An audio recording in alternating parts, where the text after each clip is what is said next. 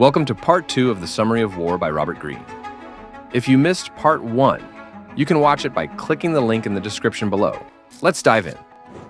After mastering the foundations in Parts 1, 2, and 3, you're now ready to take the offensive. Welcome to Part 4. Offensive warfare is about taking the initiative, striking first, and staying unpredictable to keep your opponent on the defensive. By acting proactively, you control the pace and force others to react to you. Strategy 12. Lose battles but win the war, the grand strategy. Alexander the Great offers one of the best examples of grand strategy. During his campaign against the Persian Empire, he didn't merely chase after their armies or engage in aimless conquests. Instead, he systematically captured key Mediterranean ports, crippling the Persian navy without ever directly confronting it. This approach wasn't obvious at first. It seemed disconnected, but by the time his enemies realized what was happening, their naval power was gone, and Alexander had gained complete control of the region's seas. Make your moves with the big picture in mind. Focus on what matters most in the long run, even if it doesn't make sense to others in the moment. Most people focus on winning in the short term, obsessed with immediate results. But true success lies in something far greater: grand strategy. This strategy isn't about the small wins, it's about building toward a long-term goal that eclipses any minor losses along the way. To master this strategy, you need to think several steps ahead, craft a plan with patience, and resist the temptation to react impulsively. Grand strategy has 4 main principles. First, focus on your greater goal, your destiny. Every grand strategist starts with clarity about their ultimate purpose. So, ask yourself, what is your overarching goal in life? What direction do your talents and passions naturally point toward? Visualize this goal every day. Imagine what achieving it looks and feels like. The more detailed your vision, the stronger your motivation will be. But your goals must be realistic. If they are unattainable, you'll become discouraged. Conversely, if they are too small, you'll lose interest. Aim high, but stay grounded in reality. Second, widen your perspective. Think beyond immediate obstacles to anticipate future challenges and opportunities. Third, sever the roots. Understand what motivates your enemy and where their power truly lies. Instead of engaging in endless back-and-forth struggles, identify the foundation of their strength. Ask yourself, what motivates them? Where do they derive their power? Money, influence, reputation? Focus on undermining these roots, rather than attacking symptoms. By weakening the foundation, you achieve victory indirectly and with less resistance. Fourth, take the indirect route. The greatest danger you face in strategy is losing the initiative and finding yourself constantly reacting to what the other side does. But also, direct approaches often backfire because they alert others to your intentions. When your plans are obvious, people can prepare for them. Instead, aim to keep your true purpose hidden.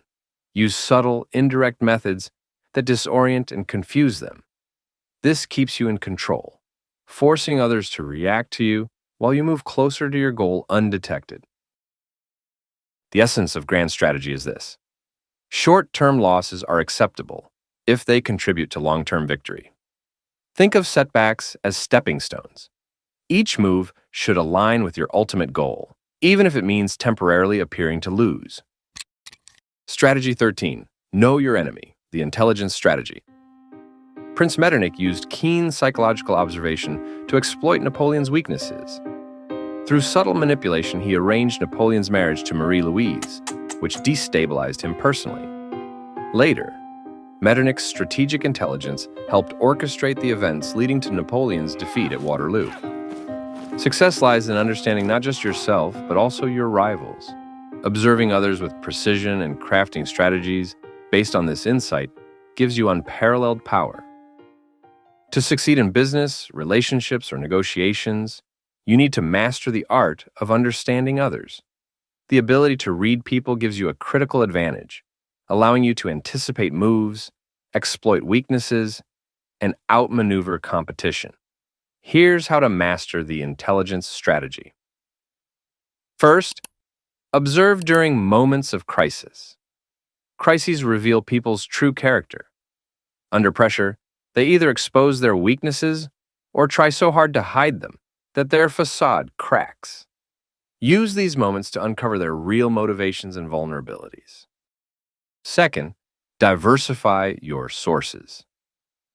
Never rely on a single source of information, no matter how trustworthy it may seem. It's too risky and often biased, as it makes you vulnerable to manipulation. Gather insights from multiple angles to form a complete and accurate picture. Third, adapt to change. People evolve. If you cling to outdated assumptions, you'll fall behind. Stay dynamic and continually update your understanding of others, knowing they may not react the same way twice. Fourth, target the mind, not just actions. True power comes from understanding how someone thinks. Focus on the psychology behind their decisions rather than their resources or behavior. When you understand their motivations, you can guide them toward decisions that serve your interests. Once you've mastered the tools of intelligence, the next step is uncovering the hidden side of your target, their shadow. This shadow contains their true vulnerabilities, the insecurities, impulses, and desires they try to hide. By revealing these weaknesses, you gain the ultimate advantage. Here's how to do it. First, expose the shadow. Get close to your target, both physically and psychologically. People reveal their true selves when they feel comfortable or superior. Pay attention to subtle behaviors, offhand remarks, and moments when their guard is down. Their vulnerabilities often show in the smallest cracks of behavior. Second, identify critical weaknesses. Once the shadow is exposed, focus on the flaws that can destabilize them: an uncontrollable temper, a need for flattery, overconfidence, or insecurity. Third, use their shadow against them. Once you understand someone's vulnerabilities, use them strategically to manipulate their decisions. Play on their fears, provoke emotional reactions, or bait them into decisions that ultimately weaken their position. The most effective way to study someone is by getting close. Through apparent friendliness or subservience, you can observe their true nature. People are more likely to reveal their weaknesses when they feel at ease or superior to you. Once you have this insight, you hold the key to controlling the situation. Everyone has vulnerabilities. By observing and analyzing their motivations, you can uncover their hidden flaws and insecurities. Once exposed, these vulnerabilities can become your most potent weapon in gaining the upper hand. The closer you follow them, the more they will unknowingly reveal. Strategy 14. Overwhelm resistance with speed and suddenness, the Blitzkrieg strategy. In 1218, Genghis Khan demonstrated the power of speed and suddenness. He segmented his forces for maximum mobility, purposely lost minor battles to create a false sense of security for his enemies, and then unleashed rapid, decisive attacks that they couldn't anticipate. His ability to dictate the pace of battle and exploit surprise allowed him to dominate seemingly stronger foes. In strategy, speed isn't just about moving quickly, it's about acting decisively and unexpectedly to overwhelm your opponents. By setting the pace, disorienting your rivals, and exploiting the element of surprise, you can secure victory before they even know what hit them. This is the essence of the Blitzkrieg strategy. Here's how to apply this strategy effectively. First, use speed strategically, not recklessly. Speed is effective only when deliberate and calculated. Start by analyzing your opponent's weaknesses and tendencies. Strike when you're prepared, focusing on areas they're least ready to defend. Second, lure your opponent into complacency. Maximize surprise by making your opponent think you're slower or less capable than you are. A false sense of security lowers their guard, leaving them vulnerable. For example, Muhammad Ali's rope-a-dope strategy in boxing made his opponents believe he was tired. When the moment was right, he counterattacked with a flurry of punches, turning the fight in his favor. Third, deliver the unanticipated blow. The most effective attacks come from unexpected directions. Once your opponent reels from your first strike, hit them again, but from a different angle. This creates psychological shock, often more damaging than the attack itself. For example, in chess, grandmasters sacrifice pieces to lure opponents into traps, then execute rapid, calculated moves to secure victory. Fourth, balance speed with precision. While speed can overwhelm, moving too quickly without planning leads to mistakes and expose you to counterattacks. Ensure that every action is aligned with your overall strategy. For example, in Formula One, drivers balance speed with strategy, ensuring that tire management, pit stops, and track conditions all align. Without this balance, speed alone leads to crashes. Speed, when wielded strategically, becomes a force multiplier. It disrupts your opponent's rhythm, exposes their weaknesses, and forces them into mistakes. Velocity creates an aura of vitality and decisiveness. It rallies allies, intimidates rivals, and establishes your position as a dominant force. By controlling the pace and delivering unanticipated blows, you can achieve unparalleled success in any arena, be it business, relationships, or life. Strategy 15. Control the dynamic, the forcing strategies.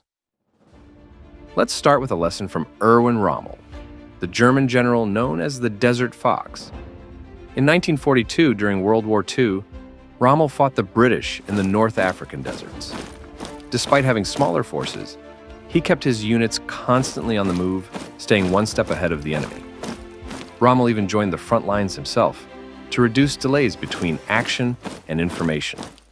By keeping the British reacting to his moves, he controlled the pace of the battle and shaped it entirely on his terms.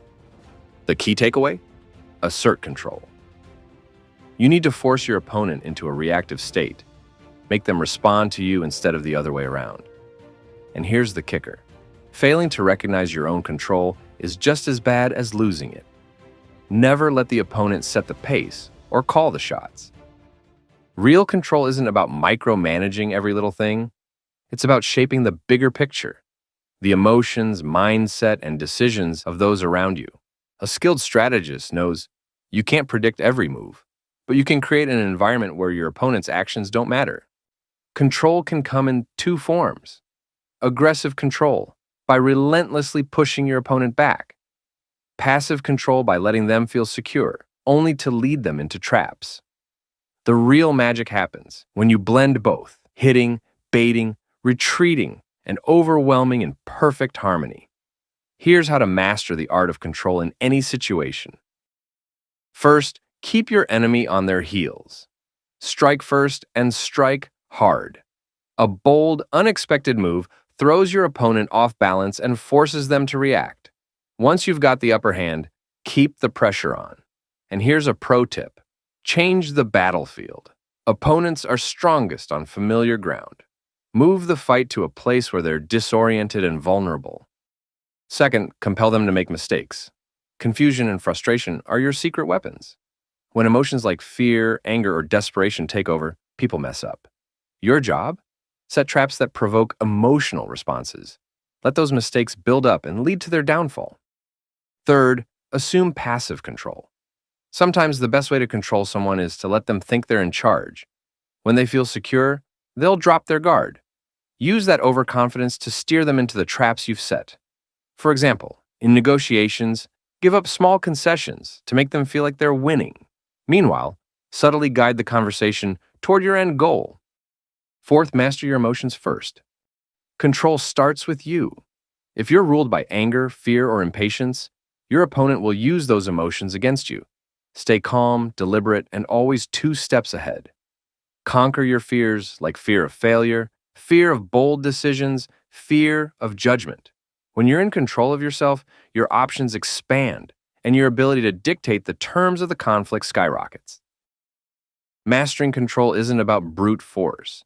It's about shaping the environment, steering emotions, and guiding perceptions.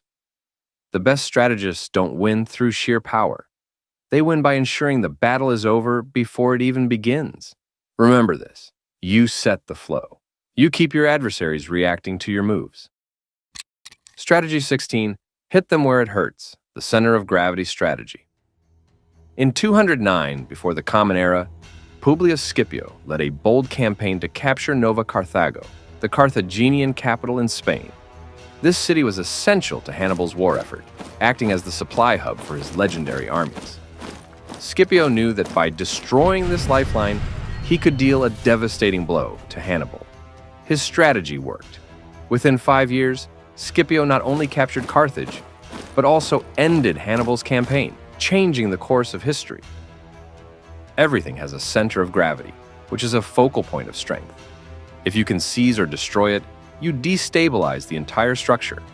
Whether it's cutting off supply lines, dismantling a belief system, or disrupting command chains, success lies in precision and focus. Everyone relies on something critical to their strength. The key to mastering this strategy is identifying and exploiting that dependency. Here's how you can identify and exploit it. First, to identify the center of gravity, you need to look beneath the surface. What lies at the heart of your rival's power? Often, it's not what's obvious. Their true source of strength is usually hidden beneath the surface: resources, reputation, or influence. Dig deeper to uncover it. Second, analyze the structure and the culture of your target. For groups or organizations, the center of gravity often lies in their ability to communicate and coordinate. Disrupting these elements creates confusion and disarray. For individuals, it's about understanding their psychology and priorities. For example, during World War II, the Allies targeted German railways and communication systems, crippling the Nazi war machine by disrupting their ability to coordinate and supply their forces. Third, expose abstract centers of gravity. Power isn't always tied to tangible assets. Abstract qualities like reputation, public trust, or unpredictability can be just as critical. Undermining these can cause devastating effects. Understanding and targeting the center of gravity is about precision and efficiency. Instead of spreading your energy across minor vulnerabilities, focus on what truly matters. Strategy 17. Defeat them in detail, the divide and conquer strategy. In 490 before the Common Era, the Persians landed on the plains of Marathon near Athens. Their plan?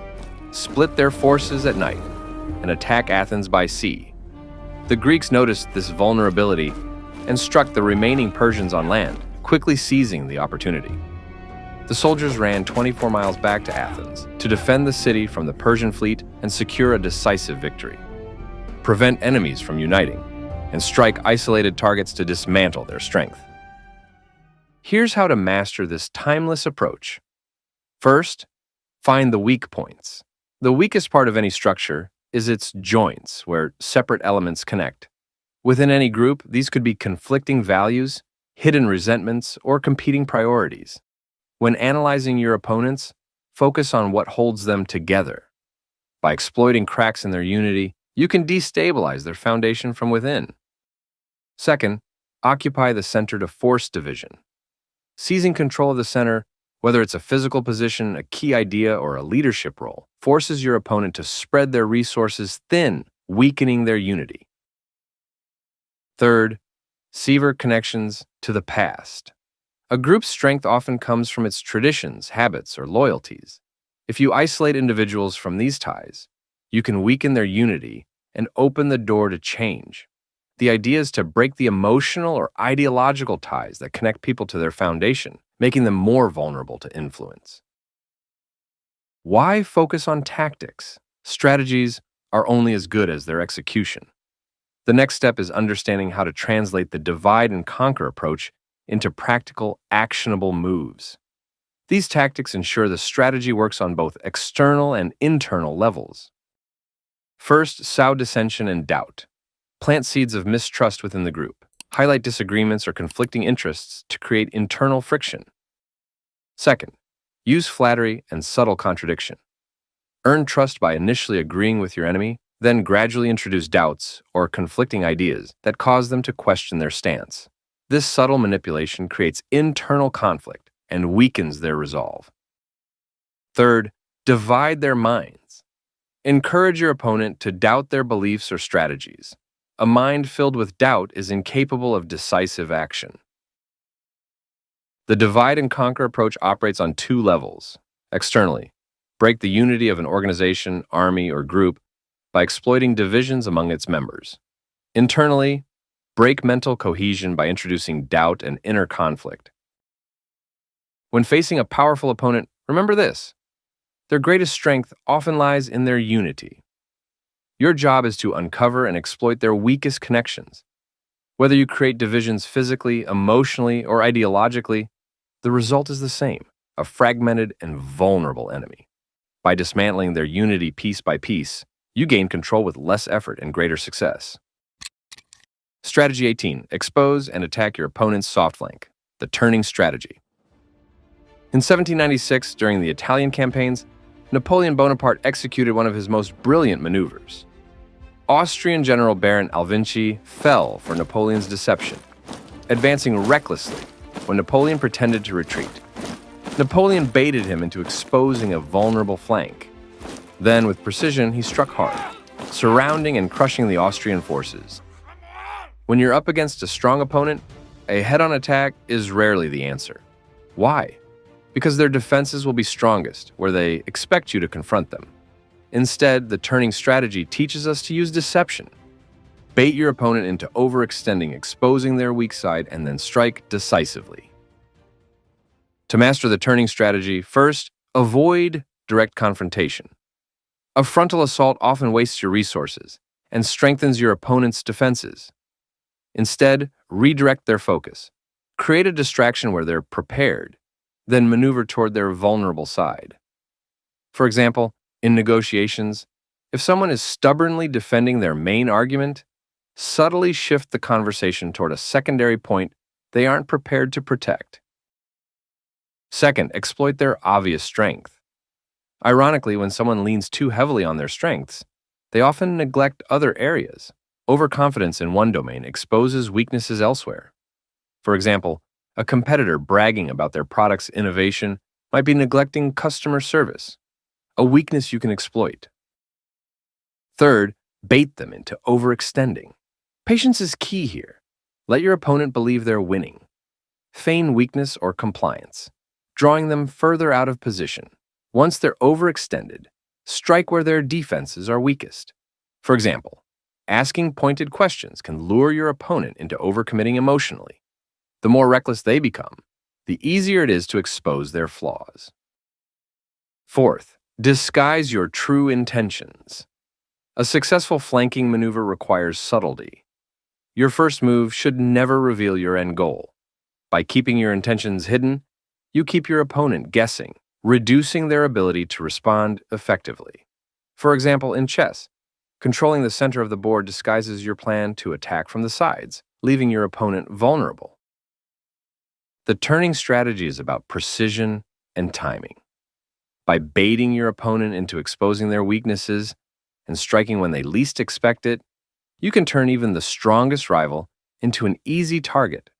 Mastering this approach requires patience, observation, and the ability to think several moves ahead.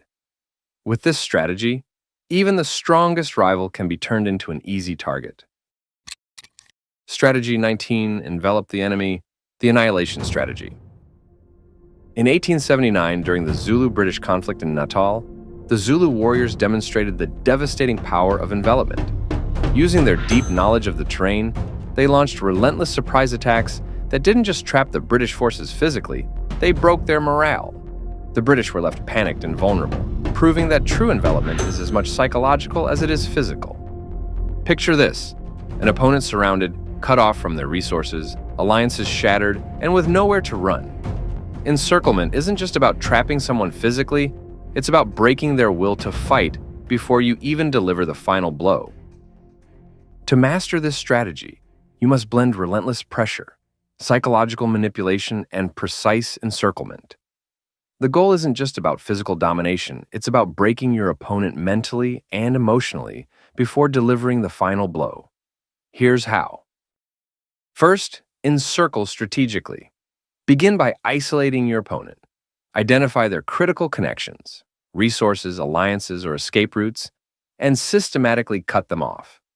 The goal is to isolate them from the support systems they rely on, creating a sense of vulnerability and helplessness. For example, During Napoleon's invasion of Russia, the Russians used a scorched earth policy, destroying food supplies and infrastructure. This deprived Napoleon's forces the resources they needed to survive, leaving them isolated in a hostile environment and leading to devastating losses. Second, apply relentless pressure. Once you've cut off their resources, attack from multiple angles to keep them disoriented and unable to regroup. Constant pressure weakens their resolve and prevents them from planning their next move. Third, tighten the noose gradually. Avoid an immediate direct confrontation. Instead, slowly increase pressure, leaving your opponent with fewer and fewer options. The gradual tightening of restrictions builds frustration and helplessness, weakening their will to resist. Fourth, exploit panic and isolation. As your opponent begins to feel trapped, they'll panic. Desperation leads to irrational decisions, which you can exploit to your advantage. Push them further into the psychological state until they're completely vulnerable. Fifth, maintain the illusion of control. One of the most effective tools in this strategy is letting your opponent believe they still have options. This false sense of control delays resistance, keeping them calm while you complete the trap. By the time they realize the truth, it's already too late. First, encirclement isn't just physical, it's psychological warfare. When someone feels surrounded, they lose composure, confidence, and, eventually, the will to fight. The fear of having no escape can cause them to surrender long before the final blow is struck. Second, encirclement is about inevitability. When executed correctly, it ensures victory without prolonged conflict. By isolating your opponent, applying constant pressure, and manipulating their perception, you dominate them before the fight even begins. Strategy 20, maneuver them into weakness, the ripening for the sickle strategy. Bokuden, a legendary samurai, mastered the art of winning without hands. Once, a young swordsman challenged him to a duel. Bokuden proposed they fight on an isolated island. Eager to prove himself, the swordsman agreed and rowed to the island. But as soon as he stepped ashore, Bokuden pushed the boat back into the water, stranding his challenger. Without drawing his sword, Bokuden had already won. Outsmart your rivals. Avoid unnecessary risks by using calculated moves that give you control. Strength alone doesn't guarantee victory. Strategy does. No matter how strong you are, fighting endless battles with people is exhausting and wasteful. The art of maneuver ensures you conserve resources while positioning your opponent into inevitable defeat. It's not about overpowering your rival, but about setting the stage so that victory comes effortlessly. Here's how you can master it. First, create a position of weakness. Success begins with preparation. Study your opponent thoroughly. Analyze their strengths, weaknesses, and anticipate how they might react. Use this insight to lead them into positions where they're at their weakest, where every option left is a bad one. For example, in chess, a fork attack forces your opponent to choose between two equally bad options, losing a valuable piece or leaving their defenses exposed. Second, present dilemmas, not problems. Problems have solutions. Dilemmas, however, trap your opponent in lose-lose situations. Lure them out of strong positions by offering bait they can't resist. Force them to act prematurely or retreat in embarrassment. Third, stay mobile and flexible. The chaos of conflict rarely allows for rigid plans to succeed. Adaptability is key. Design a plan with branches such as alternative paths that let you pivot when circumstances change. Maneuvering often reveals cracks in your opponent's strategy. Be ready to capitalize on them. Fourth, create chaos and disorder. Predictability is your enemy. If your opponent knows your moves, they'll counter them. Instead, use misdirection to create confusion, keeping them on edge and unable to plan effectively. Maneuvering is about controlling the battlefield before the fight even begins. By luring your opponent into a position of weakness, you ensure victory without unnecessary conflict. Master adaptability, misdirection, and foresight to turn every conflict into a foregone conclusion. Strategy 21. Negotiate while advancing. The diplomatic war strategy. In 359, before the Common Era, Philip II of Macedonia, the father of Alexander the Great, inherited a divided and weakened kingdom. Greece's powerful city-states, like Athens, refused to recognize his rule. Yet, Philip's approach was ingenious.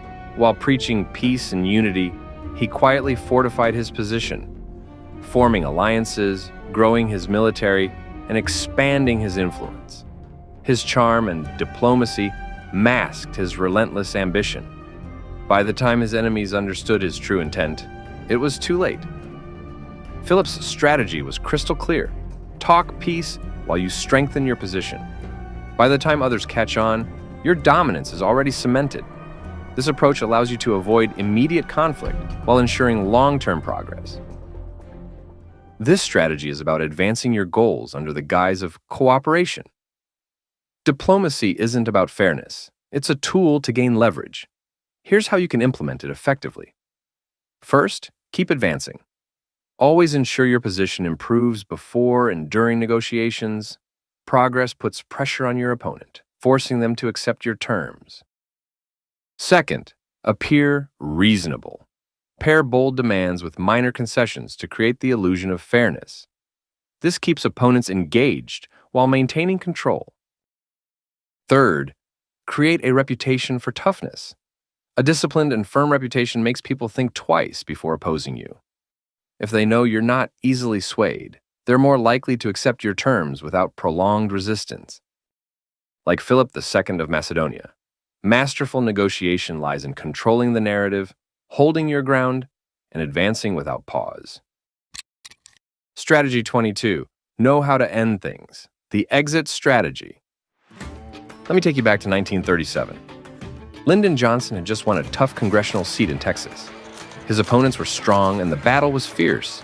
Yet, after his victory, Johnson didn't gloat or alienate those who fought against him. Instead, he did something remarkable. He showed humility. He thanked his supporters, extended a hand to his rivals, and focused on healing wounds. This wasn't just about being nice, it was about securing his future.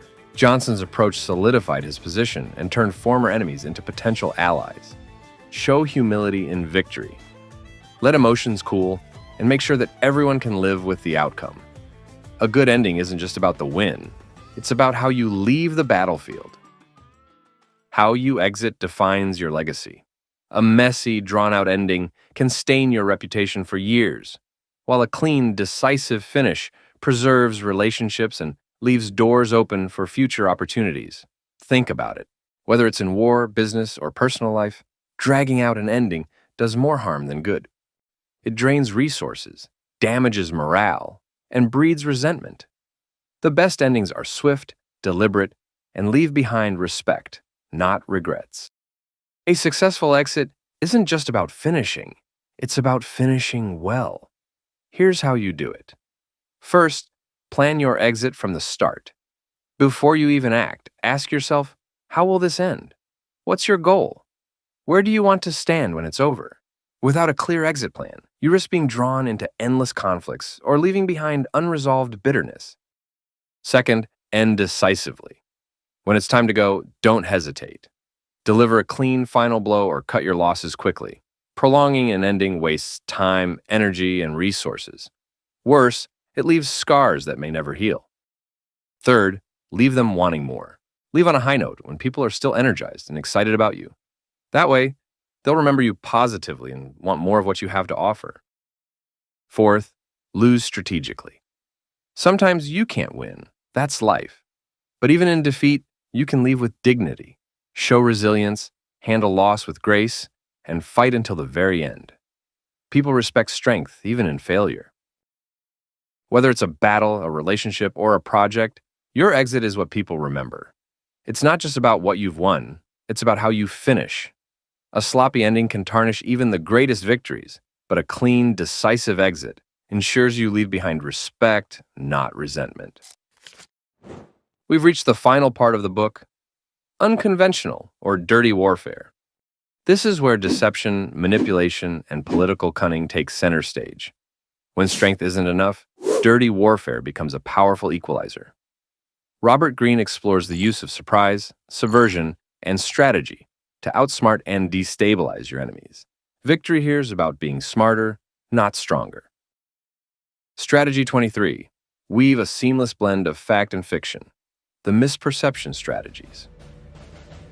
During World War II, the Allies executed one of history's most successful deception campaigns before the D-Day invasion at Normandy. They created a fake army in England, complete with inflatable tanks, fake radio chatter, and even a look-alike for General Montgomery operating far from the real action. Why? To convince Hitler that the invasion would happen somewhere else. The result? Hitler diverted resources and delayed his response, giving the Allies the critical edge they needed to succeed. This is the power of blending fact and fiction. You cloud your enemy's judgment while maintaining clarity of your own. To control your enemy, you must control their understanding of the world. Deception is not about elaborate lies.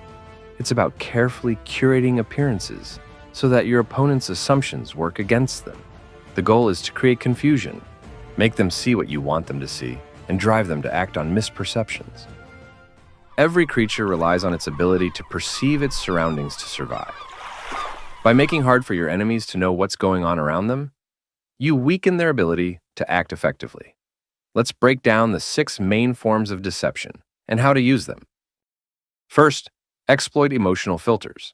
People interpret the world through their emotions, desires, fears, and expectations. Use this to your advantage by feeding them the reality they want to see. For example, make a weak position seem strong to deter attacks, or present a strong position as weak to bait your opponent into a trap. In life, allow others to overestimate their own superiority, lulling them into false confidence while you quietly prepare your next move. Second, keep deception subtle and realistic. Here, you deliberately appear weaker than you are, to provoke overconfidence or aggression. For instance, you might downplay your skills or intentions until it's time to strike. Third, camouflage yourself. Camouflage works in 2 ways. First, make yourself invisible by blending into your environment. Don't draw attention, and avoid giving away anything significant in your behavior.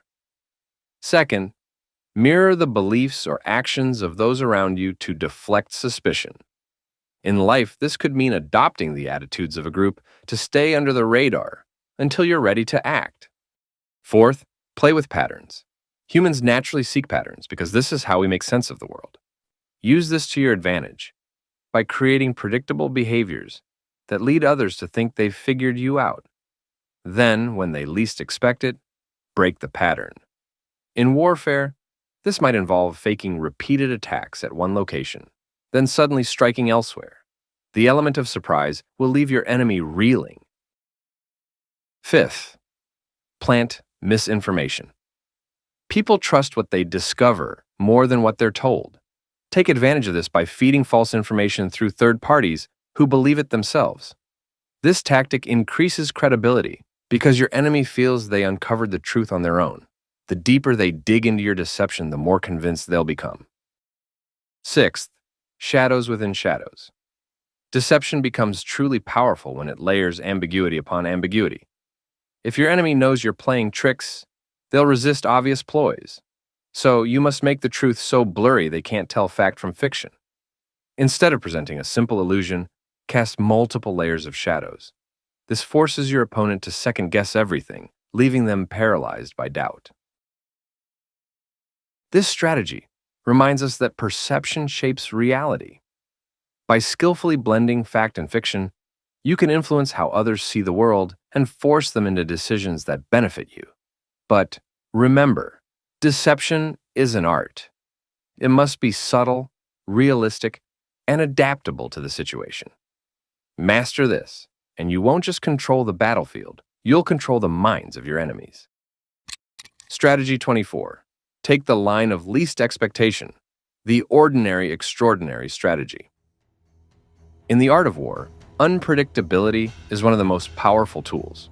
Hannibal, one of history's greatest military minds, demonstrated this during the Second Punic War. In 218 before the Common Era, Hannibal lured the Roman army into a devastating trap, with behavior so unexpected it left them disoriented. He baited them into crossing the icy waters of the Trebia River, only to unleash his war elephants, a terrifying weapon completely outside their expectations. Great advantage lies in breaking your opponent's mental models. People build expectations based on patterns, your past behavior, societal norms, or conventional thinking. When you defy those expectations, you destabilize them. In the chaos that follows, their defenses crumble, leaving you with the upper hand. Human beings are naturally wired to predict future behavior by observing patterns. If you act as expected, it becomes easy for others to anticipate and counter your moves. But by disrupting those patterns, you take away their ability to plan, leaving them vulnerable. Here's how you can master this strategy. First, start with the ordinary, then strike with the extraordinary. Set a baseline with something they expect to see. Then, pivot suddenly to the extraordinary. The stark contrast between the two creates shock and confusion. The more extreme the difference, the greater the impact. Second, operate outside your opponent's experience.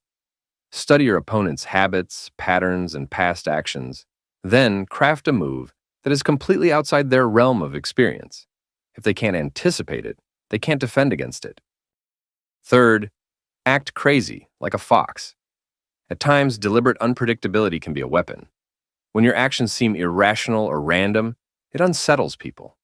Humans are deeply uncomfortable with uncertainty, so acting erratically makes others hesitant and cautious, giving you the upper hand.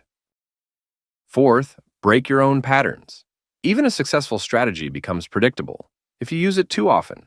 Constantly evolve and adapt, forcing your opponents to second-guess everything about you. If they can't pin you down, they can't stop you. Unpredictability is a force multiplier. By breaking patterns and defying expectations, you force others to question everything they know about you and themselves. In this chaos, their ability to think and act strategically collapses. Master this, and you turn unpredictability into your most devastating weapon. Strategy 25. Occupy the moral high ground, the righteous strategy. In the early 16th century, Martin Luther, a German priest, stood boldly against Pope Leo X. The Pope was selling indulgences, which essentially allows people to buy forgiveness for their sins.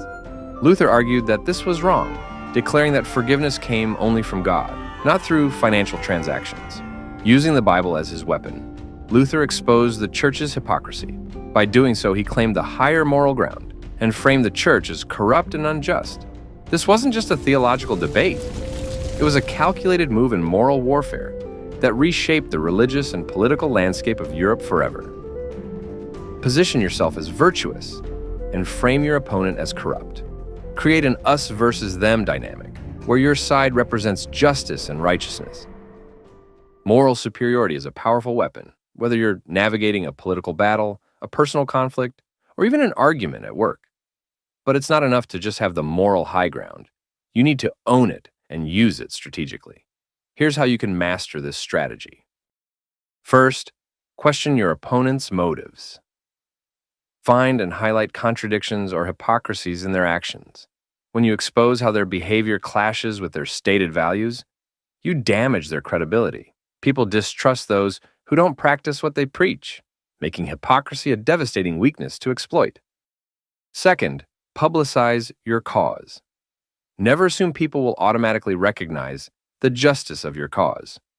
Promote it loudly and clearly. Use powerful and simple language to create a narrative of good versus evil. Avoid gray areas. They confuse people and weaken emotional responses. Third, position yourself as the underdog. Frame yourself as the one unfairly attacked or oppressed. This will generate sympathy and energize others to support your cause. Fourth, use their words against them.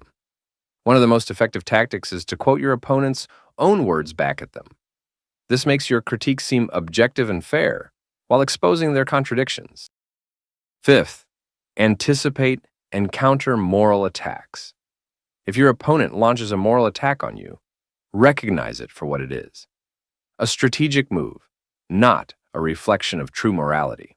Counterattack with evidence of their own flaws, shifting the debate back to their integrity. When you do this, you protect your image while putting them on the defensive. For example, during India's struggle for independence, Gandhi didn't fight the British with weapons or violence. He fought them with moral superiority. Through peaceful resistance, he framed Britain as the oppressor, exposing their injustice. This not only rallied Indians to Gandhi's cause, but also turned global opinion against British rule. In any conflict, the moral high ground isn't just a place of defense. It's a strategic weapon. By framing your side as virtuous and your opponent as corrupt, you control the narrative, rally public support, and weaken your adversary's position. When used correctly, this strategy can shift the balance of power in your favor. Strategy 26. Deny them targets. The strategy of the void. In 1812, Napoleon Bonaparte led a massive French army of 450,000 soldiers into Russia. His plan was to crush the Russians in a decisive battle, but the Russians had a different strategy. They avoided large-scale confrontations, retreating deeper into their own territory while burning food, shelter, and supplies along the way. This left Napoleon's army stranded in a hostile environment, with no resources to sustain them during the harsh Russian winter. By the time the French forces limped back home, only 100,000 soldiers remained. The Russian strategy didn't rely on strength. It relied on patience, nature, and the power of emptiness to turn Napoleon's aggression against him. In guerrilla warfare, the mind and morale are the real battlegrounds. Exhaust your enemy. Starve them of resources. Frustrate them by refusing to give them a clear target. Sometimes the smartest way to win a battle is to not fight, or at least not in the way your enemy expects.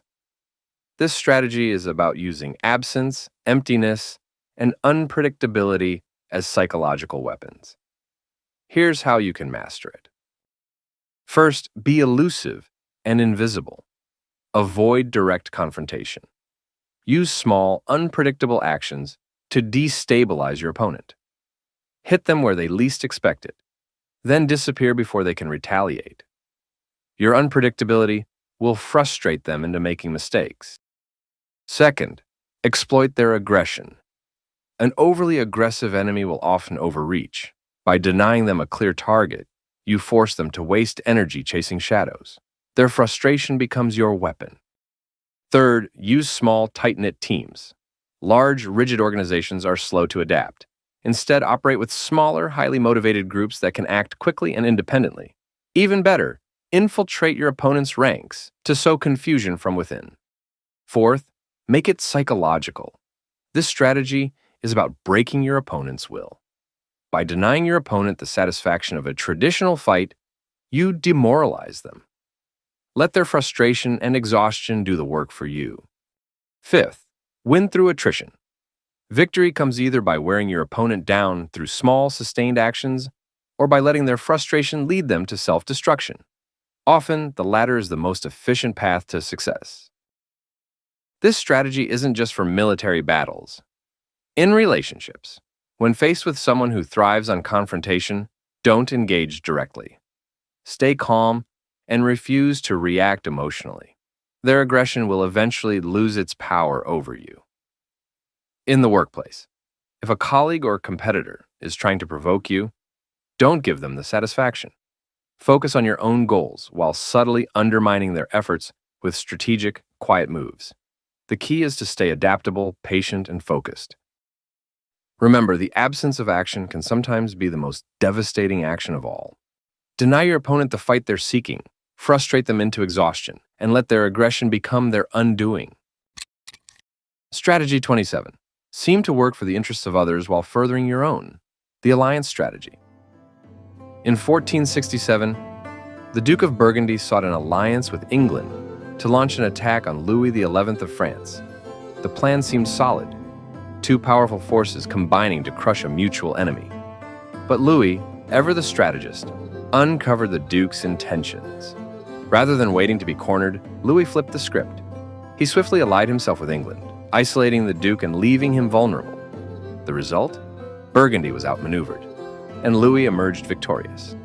Strategic alliances can make or break your plans. Choose your partners carefully. Make sure they offer something you can't achieve on your own. But remember, help is rarely offered without strings attached. Treat favors as investments, not charity. Alliances can be powerful tools to amplify your efforts, but they can also backfire if handled poorly. The key is forming partnerships that serve mutual self-interest while positioning yourself to gain the upper hand. Here's how to wield this strategy effectively. First, choose allies strategically. The right partner fills the gaps in your resources, influence, or skills. Don't let emotions or sentiment dictate your choices.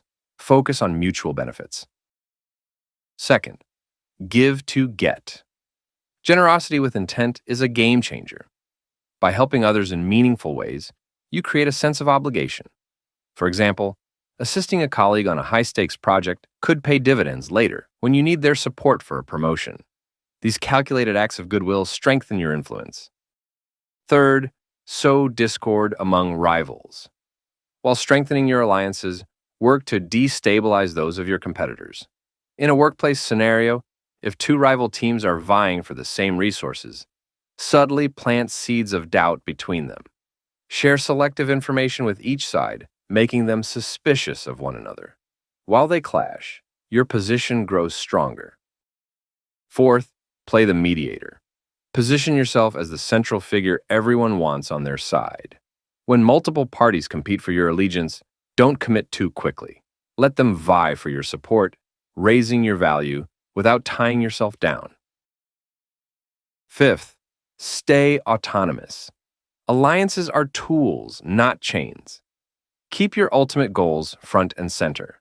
If an alliance starts pulling you away from your purpose, be ready to pivot or withdraw. Remember, unpredictability enhances your leverage and keeps others guessing. Now that we've explored how to master the alliance strategy, let's break it down into some practical principles you can apply in any situation. Think of these as the keys to warfare when it comes to forging and maintaining alliances. Recognize that using and being used is a normal part of human interaction.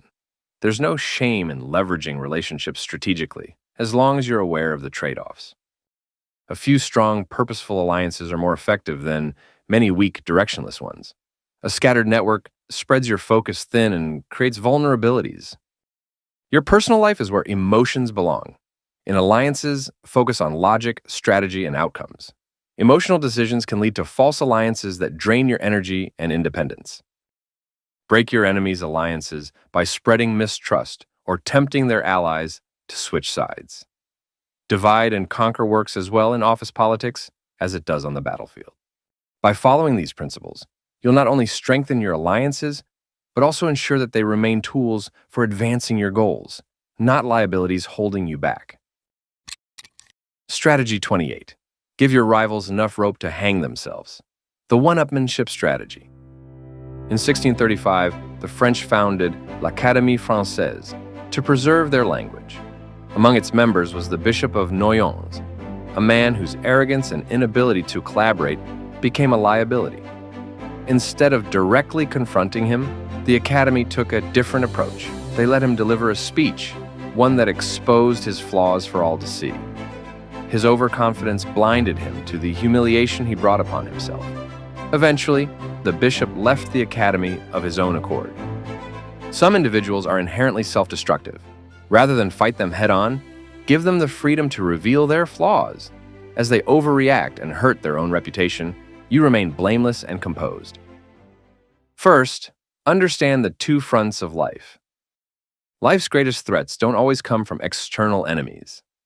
Sometimes they're within your own circle, colleagues and supposed allies who work against you while pretending to support the common cause. Direct confrontation often backfires, making you look aggressive or paranoid.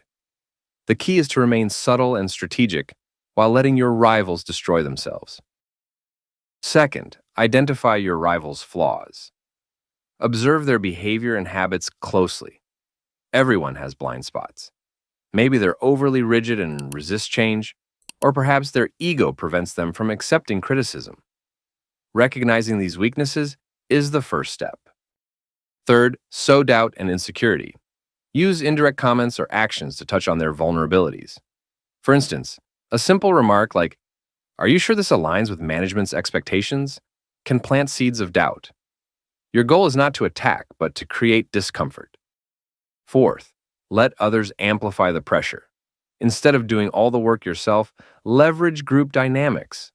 Gossip, casual remarks, or others' observations can amplify the insecurities you've planted. This keeps your involvement minimal while increasing their paranoia. Fifth, stand back and watch the self-destruction. Once your rival begins to overreact, making rash decisions, embarrassing mistakes, or defensive comments, step aside. Their behavior will isolate them naturally. Maintain your composure and resist the urge to gloat. Offering insincere support at this stage can even enhance your image. To wrap up, let's distill this strategy into actionable insights. Leverage overconfidence. The most dangerous rivals often have inflated egos or rigid beliefs. Subtle humor or disguised critiques can quietly undermine them. Avoid direct confrontation. Confronting a rival head-on can fuel their determination. Instead, create conditions where they expose their flaws on their own.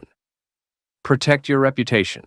Even as rivals falter, stay calm and supportive on the surface. This reinforces your position as composed and reasonable while highlighting their shortcomings. Not every battle needs to be fought.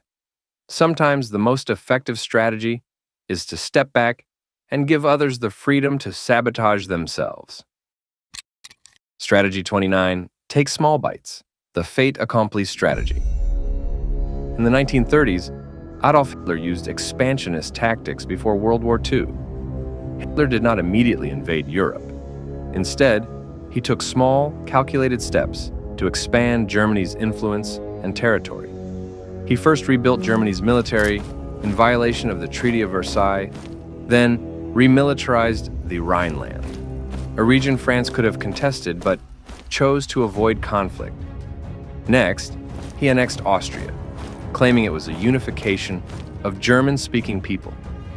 Finally, he claimed the Sudetenland, part of Czechoslovakia, framing his actions as a defensive measure to protect German minorities.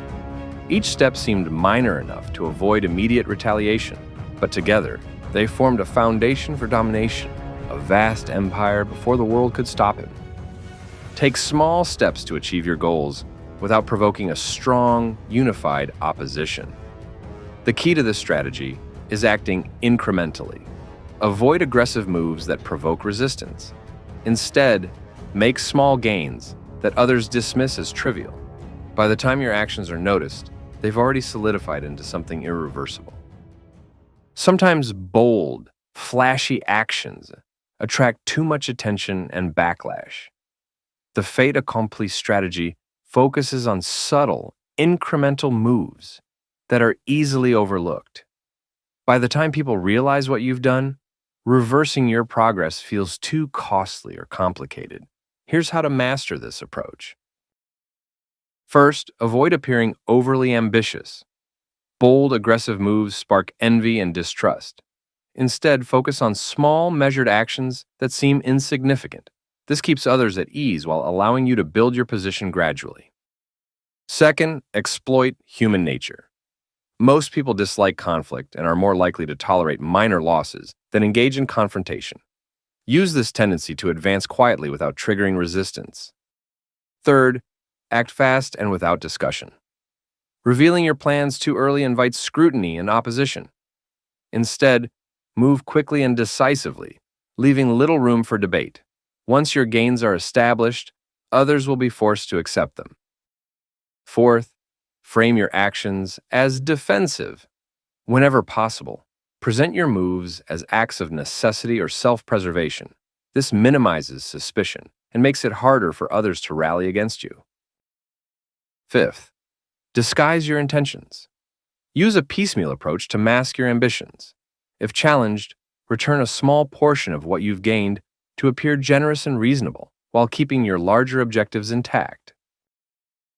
You don't need bold, risky moves to achieve great results. The fait accompli strategy shows the power of small, deliberate steps that accumulate over time. By acting decisively yet subtly, you minimize resistance and ensure your progress becomes irreversible before anyone can oppose it. Strategy 30. Penetrate their minds. The communication strategies. Let's start with a lesson from one of history's greatest tacticians, Napoleon Bonaparte. Napoleon wasn't just a master on the battlefield. He was also a genius in communication.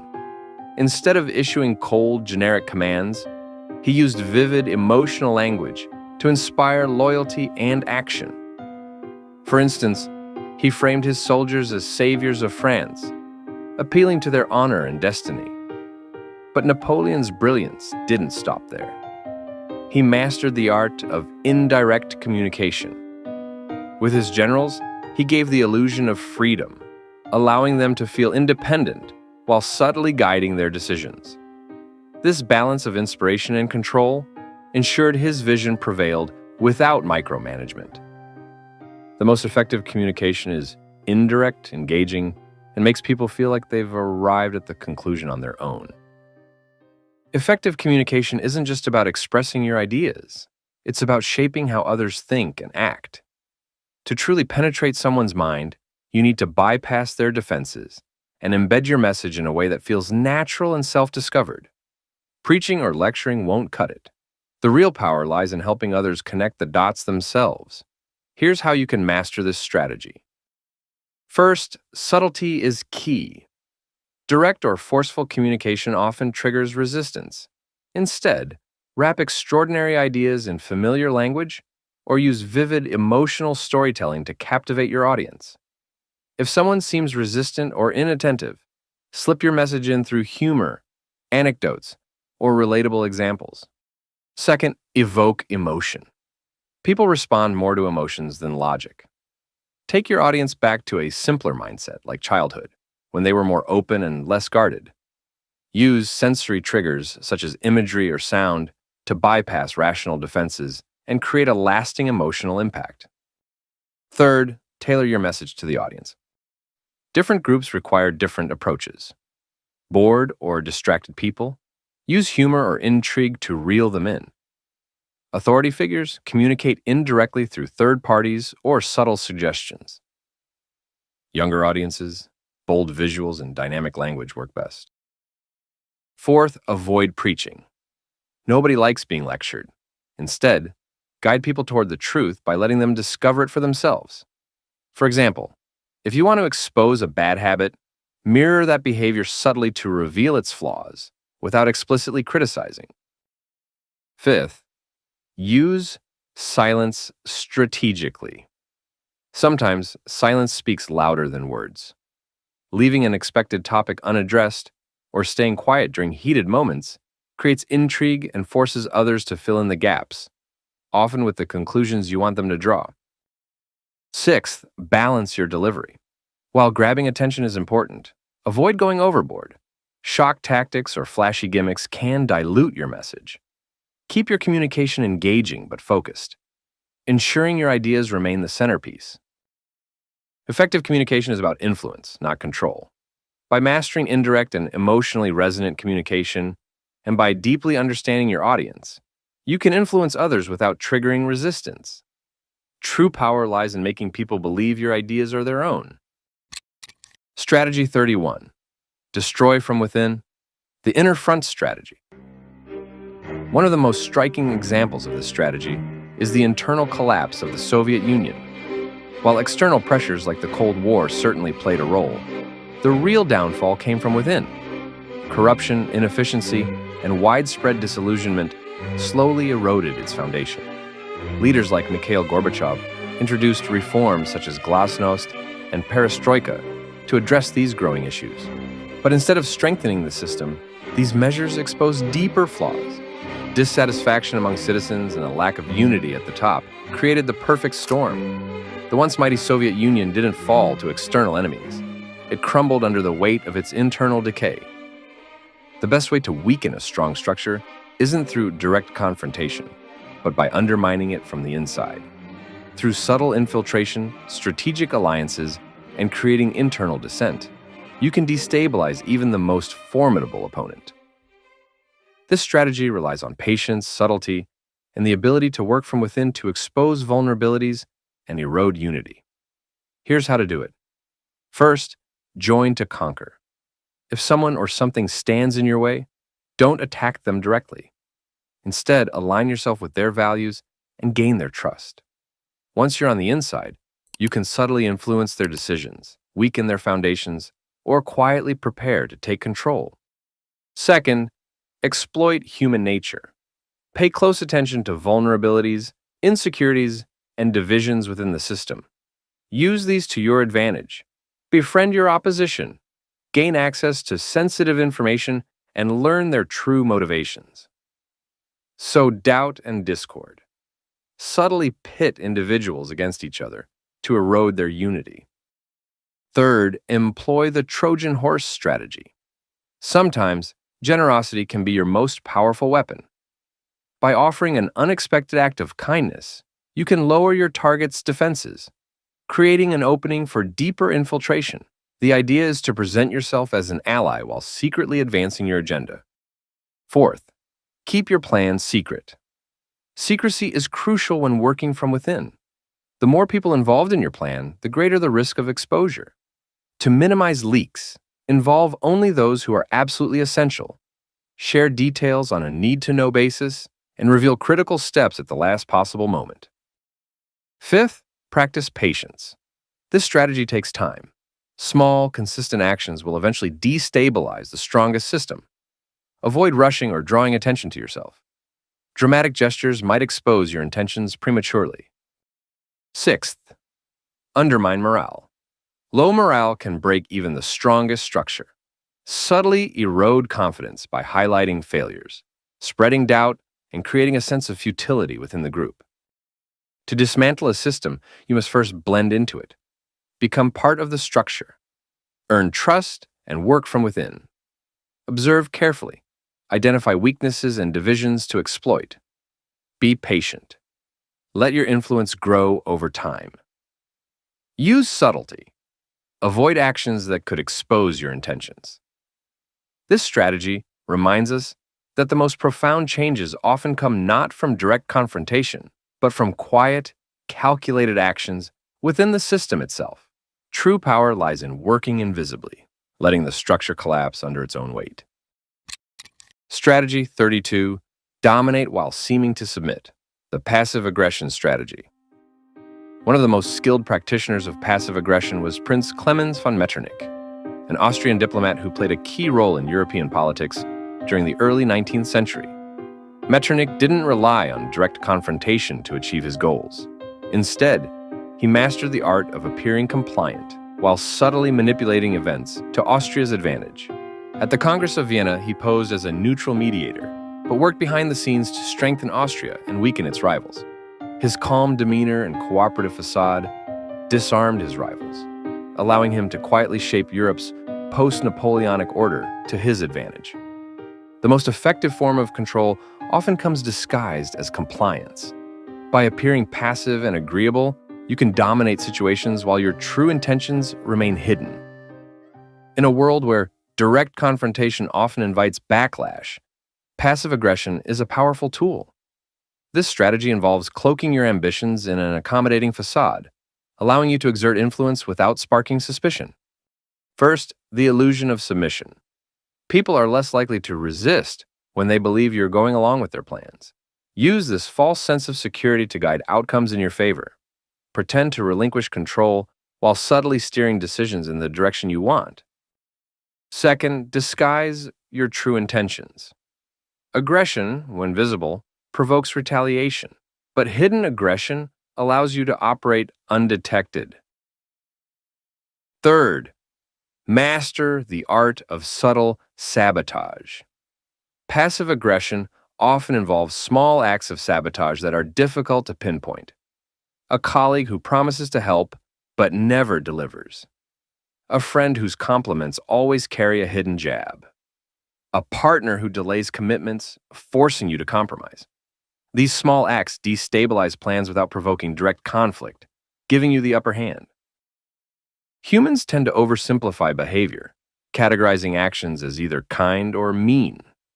This binary thinking blinds people to the subtlety of passive aggression. When someone appears helpful or agreeable, we rarely suspect ulterior motive. Because this strategy is so common, it's essential to develop defenses. Stay aware. Notice when someone's actions don't align with their words. Look for patterns over time. Don't take it personally. Passive aggression often stems from insecurity or frustration, not personal malice. Focus on bigger priorities. Disengage. When possible, distance yourself from passive-aggressive individuals. Engaging directly often plays into their tactics. Neutralize with subtlety. For repeat offenders, mirror their behavior. If they're habitually late, arrive late yourself. This can highlight their behavior's impact. In professional or personal situations where distancing isn't an option, encourage open communication. Create an environment where the person feels safe expressing frustrations directly. This reduces their reliance on passive-aggressive behavior. The passive aggression strategy is as relevant in daily life as it is in diplomacy. Whether you're dealing with a difficult coworker, navigating a tense relationship, or managing competition, this strategy allows you to exert influence while appearing cooperative. Strategy 33. Sow uncertainty and panic through acts of terror, the chain reaction strategy. The reign of terror during the French Revolution is a prime example of this strategy. The Jacobins, a radical political faction, faced overwhelming opposition both within and outside France. Lacking the resources for a direct confrontation, they turned to fear as their weapon. Their approach was brutal but effective. Public executions of political enemies and dissenters created a climate of paranoia, leaving even their strongest opponents hesitant to act. Through psychological domination and chaos, the Jacobins maintained control, destabilizing their enemies without needing superior resources. Fear is most potent when it's unpredictable. Use it sparingly but strategically to keep opponents off balance. When you're outmatched by a stronger adversary, direct confrontation often isn't an option. That's where this strategy comes into play. First, understand the power of perception. Fear thrives on uncertainty. When people can't predict where or when the next attack will occur, they become mentally paralyzed. Their imagination amplifies the threat, often making it far worse than reality. Second, leverage emotional contagion. Emotions, especially fear, spread quickly. A single act of disruption can ripple through a group, turning a united front into chaos. Whether it's spreading rumors or creating minor inconveniences, these small acts can destabilize an entire network. Third, exploit overreaction. The goal isn't to win outright, but to provoke an overreaction. When your opponent acts out of fear or desperation, they often waste resources or reveal vulnerabilities you can exploit. Think of it like setting a trap they can't resist, and in reacting impulsively, they hand you an advantage. While this strategy is a powerful offensive tool, understanding how to defend against it is equally important. First, stay rational. Fear and panic feed impulsive decisions. When you feel yourself reacting emotionally, take a step back and assess the situation logically. This will help you avoid falling into the trap of overreaction. Second, disarm the chaos. Seek information rather than reacting immediately. The unknown is what makes terror so effective. Focus on gathering information and uncovering the source of the disruption. Once you bring clarity to the situation, the fear diminishes and you regain control. Third, maintain composure. Calm, deliberate responses are kryptonite to this strategy. By showing that you cannot be easily rattled, you disarm the psychological power your opponent wields. The chain reaction strategy is a powerful reminder of how fear and chaos can destabilize even the strongest opposition. When used sparingly and with precision, it creates confusion and weakens adversaries. But its true strength lies in subtlety. To master it, you must stay calm, adaptable, and always one step ahead, both when wielding it and when defending against it.